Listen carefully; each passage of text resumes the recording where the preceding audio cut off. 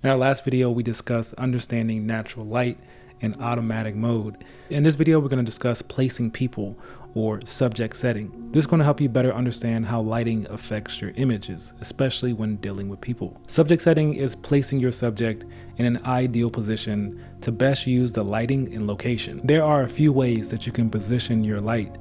There's frontal light, there's Rembrandt light, there's side light, backlight, and top light. Each of these lighting positions conveys a different feeling or emotion in an image.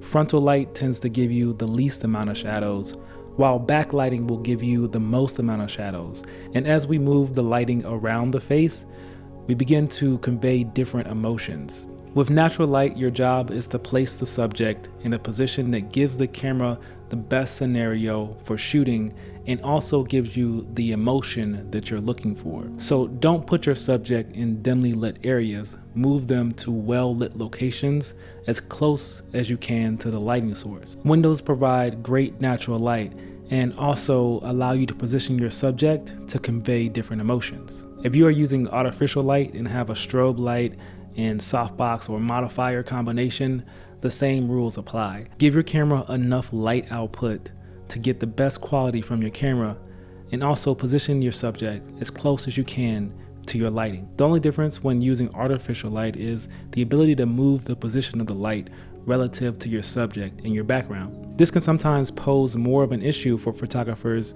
if the lighting is not used to motivate the scene. With artificial lighting, we gain the ability to place our subjects in dimly lit areas and provide our cameras with enough light and give us more choices for our camera settings, such as lowering our ISO and closing down our aperture. So that's it for this video. Let me know if you guys have any questions in the comments below, and I'll see you in the next one.